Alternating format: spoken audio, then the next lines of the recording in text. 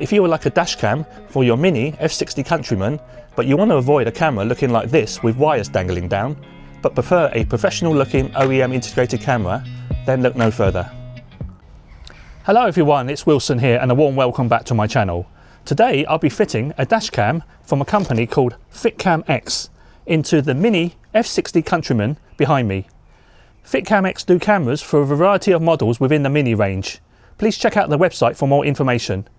Without further ado, let's proceed. Okay, so let's show you inside. Right, so inside the box we have the main camera module, as you can see here. So this module replaces the original factory windscreen housing of the car itself, and it has the integrated camera built into the top of it. So within this camera you have two connections. One's for your power lead, and the other one is for the rear camera. So this model supports rear camera. Now if you don't want rear camera, make sure you order the front camera version only, because it won't come with this rear camera lead. Now just be aware, if you order the front camera version and you wish to fit a rear camera later, then you can't. So make sure you order the right model that you want according to the spec. So in the box itself we've got the rear camera, like I said. So that's the rear camera module that fits onto the rear window, sticks on, and then you've got the wiring loom, etc., that runs down the side of the car, which then connects to your adapter onto the front camera, and it powers it and does all the recording, etc. So that's that. What else we got in the box? So in the box it comes standard with the wiring loom to connect the power to the front camera unit. So that comes to standard, and it's all plug and play harnesses that go into the rain sensor, which then connects to the power of the unit. And in there you have a trim removal tool that they supply, a USB adapter for reading the SD card onto your laptop, because this comes with a SD card, a standard. So it comes with it either a 64 gig or a 128, depending on which model you have. So at the side as well, you have 2 buttons and 3 holes. So that button there is a on-off button to turn it on and off manually. And then you have a camera button there, which is, I presume, is to take a picture when you're on the go, you want to capture something. And you've got 3 holes there. One of them is a microphone, one is a reset button, and the other one is a LED status button. So as an optional extra, we've also ordered this extra harness. This doesn't come as standard, you have to order this separately, and this is called the parking mode harness. So what this does is, instead of using the original harness, where you wire it to the rain sensor, where the power only comes on when the car's is on, you can order this parking mode harness where you can wire it into the fuse box, the live and the live switched and the permanent live. And what it does is, it keeps the unit on standby when your car is turned off, so that if someone bumps into you, it will start recording. If you want this extra function, make sure you order this extra harness available on their website. If you wish to purchase this camera, please use my affiliated link in the description below for an 8% discount. Now back to the video. Okay, so we're going to start with the rear camera first, because that's more involving. We need to run all the cabling down for the grommet here, and then headliner all the way to the front. So we'll start with this, and then we'll work on the front section later. So the first things first, we're going to try and remove this panel. Right, the panel's come off. It's just held on by these clips, so easy, you just pull them off by hand. With this panel off, we can see that we're going to install the rear camera in this location, run the wire behind this metal panel here, along here, and then down through this grommet, which then exits under the headliner inside the car, and then we'll proceed with running the cable down the side all the way to the front. Right, we're going to start with the front for running in the rear camera loom, because we want to leave the slack of the loom at the rear so it's more space to put the excess wiring. So we're currently running it in through the top headliner, around the side to the rear. Now we're proceeding to running the rear camera wire down the side, as you can see. So we remove the rubber, the door seal rubbers on the front and the rear, and we've just fed the wire through this part of the panel behind it, as you can see, and just losing some of the slack before we proceed to run the wire to the rest of the way to the rear of the car. Now we have another difficult section. Near the back, behind the door, there's this pillar that we need to run the wire. So we're doing our best to get it behind that section.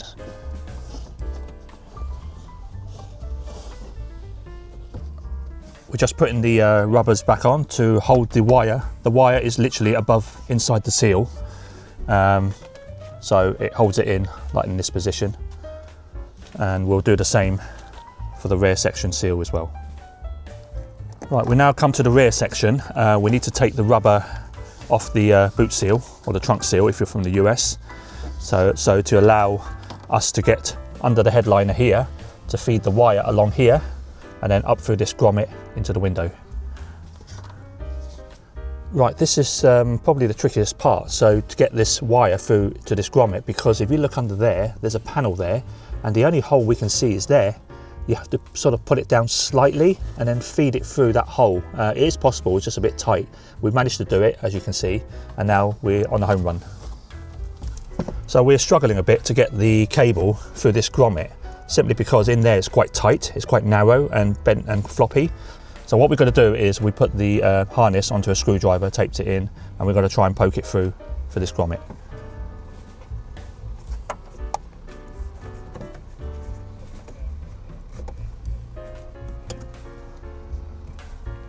There it is, we can see it coming out. Nice. Right, the last bit now is we've got to feed it up behind this panel before we run it up here towards the camera. We've got to lose the slack behind this panel because there's quite an empty space back there, so the slack's going to be lost in there. Okay, that's the rear complete. So the rear camera will sit something like this, along the lines like that. And then you can see the wiring. We've tied the excess loom at the back behind that panel. So we'll come back to this later to finalise the installation. We're going to move on to the front now. So now we come to the front. We've got to do the parking mode fuse board wiring harness first, because we want to wire that to the fuse box. The fuse box on the Mini is behind the glove box, as you can see there. So we've opened it already and showed you. The wire needs to go obviously down the A-pillar, and then down behind this panel. So we need to release this panel, which we've unclipped already with a trim removal tool. Just pops open and the wire will go behind it and then round the back of this into the fuse board. So we could tap into the fuse board with the kit that came with the parking mode harnesses like this here. So we're going to be using that nut here for the earth on the cable loom. So we got to the point where we're wiring in the parking mode harness into the fuse board at back there. We had to use the multimeter to find the permanent and switch live. So what we found was on the fuse switchboard, on the left hand side, it's mainly the switch 12 volt, and on the right over there, it's mainly the live 12 volts. We just had to use a spare slot on the left and the right position. So we're using that slot here for the switched, and we just found a spare slot around the back beneath that 5 amp fuse over there for the permanent live. Just bear in mind as well, we weren't getting it working originally, and we had to switch that upside down, the actual module upside down, because it had to be in a certain polarity for it to have a permanent live output. So just bear that in mind. We come to the final bit now to install this plug and play housing into the original housing of this module here. Now, the way I think comes apart, we have to split it down the middle like this. There's those clips holding it, because you've got the wing mirror shaft behind here, you probably can't see it, to actually slide through the middle, and then it clips together. So we're not sure how the original one comes apart, but I think we have to split it from the top with a trim removal tool. So there's a seam here, so we're going to go for that. Right, so my assistant's got to unclip it, and he's actually unclipped it already. It literally just pulls apart. It's clipped on and it just pulls down. So let's have a look at it. So like you see, it's just held on by clips. You just pull it apart. Wasn't too difficult, we just slowly yanked it and it just unclipped. So we've got to connect up the wires. So 2 wires really. One is the rear camera to the rear camera connector on the module, and the other one is the power connector, which runs down to the fuse board for our parking mode harness. So that's in now, and we've got to try and slot the housing back into the original position. Okay, so we had to split the module in half because we had trouble getting it through the wing mirror shaft. The whole cover does split in half, as you can see. There we go. So it's held on by clips. It's not a big deal. We can just push it back on and it clips on back to the original module via these tabs here. You can see it's all dotted along there. So now it makes it a lot easier. We can slide one side in and then the other side in and then clip the bracket back in.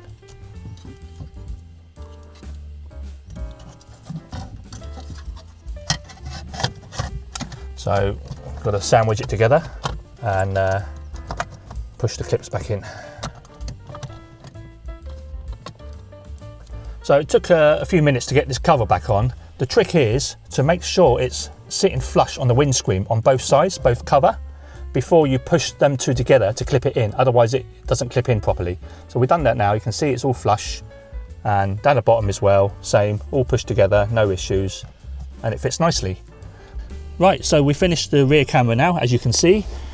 We stuck it in that position there, and that's the best place it can go, avoiding the rear lines on the windscreen, but that was quite tricky, so that's the best position. You can also tilt it as well by swiveling this cylindrical end bit clockwise, anti-clockwise to get the right tilt.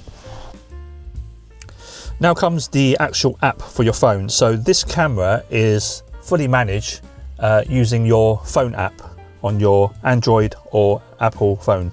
So download the app using this QR code on the instruction manual, and then you have to pair the Wi-Fi first to the camera, and we'll show you that. The password is 12345678. Okay. Once you've paired your Wi-Fi, you could launch the app and connect. And once you're connected, it gives you a live view of the front and the rear camera, and you can switch it around by pressing that button there to landscape. So that's the front and rear, but you can look at the cameras individually, and we'll just show you. So that's the front camera individually, and that's the rear camera individually. Okay, so we're going to go to the settings, which we've just entered clicking the cog key, which we just pressed. So in the settings menu, there's a variety of settings. So there's sound recording. You can have sound or no sound. So in this case, we prefer no sound on the mic, so it doesn't record anything from the microphone. You've got your video resolution, so that's set to the max 4K resolution, as you can see there, 3840 2160. The loop recording function determines how long to record each file. So currently we're set to 1 minute, but I believe you can set that to 3 minutes or 1 minute. So two options. Okay. Then you got your exposure compensation. So you can have a play with that to adjust the exposure for nighttime footage, or even during the day if you find it's too bright or too dim, you can adjust that. Then you got the timestamp setting on the video footage. And down here you have your collision sensing sensitivity. So you can select all the different levels of sensitivity. So currently it's set to medium. Down here, further down, you have your parking monitor collision. So that's your parking monitor sensitivity. Again, it's set to medium. And below that is your Wi-Fi information, a firmware revision, and if you want to format your SD card or give it a factory reset. So we're going to show you how to read the video camera files using this button here, camera files. So just bear in mind, these files are actually reading it live from the camera itself using the app. So they're not actually downloaded yet. So these files, as you can see, you've got the front camera, front, rear, etc. So if you want to download any of the clips onto your phone, you just simply click on one of them. And then at the bottom, you have this download button. So download, and then there we go, it's downloading onto your phone. Once you've downloaded it, you can do what you want with it. Alternatively, you could take the SD card out of the unit located on the side over there, and then you can put it onto your USB card reader and put it onto your laptop and download it that way. So in terms of the parking mode files, there is a section called locked at the top there. I don't know if you can see. So those locked files are not deletable. Well, unless you delete them manually. So those are saved when your car is in a collision whilst driving and it detects a collision, or while the car is parked and someone's bumped into you, the recording is started and it's saved in the locked section, so it doesn't get overridden using the loop function. On the front screen, there's two extra buttons here, you can see. So that's to start and pause the video recording, so you could press on it and it will actually pause the video. It says recording pause. So simply click on it again to restart the video recording. So that's for the video recording function, should you want to manually intervene. Now the bottom button is the snapshot. So if you click on it, it takes a snapshot of the front and rear view camera and stores it under the snapshot category, as we're going to show you now. If you click on that, it shows you the still pictures that you captured just now when pressing the snapshot button. And you can also do the snapshot function using the buttons should you wish to do so on this camera button there. We're just going for a drive now to capture some footage for you of the front and rear camera. So that's what the module looks like fully installed. So it's pretty sleek, and the good thing is, from a driver's perspective, if you're looking through the rear view mirror, the bulk at the bottom doesn't get in the way, so it's in line with the rear view mirror, so it doesn't cause any obstruction with the field of vision, so that's good.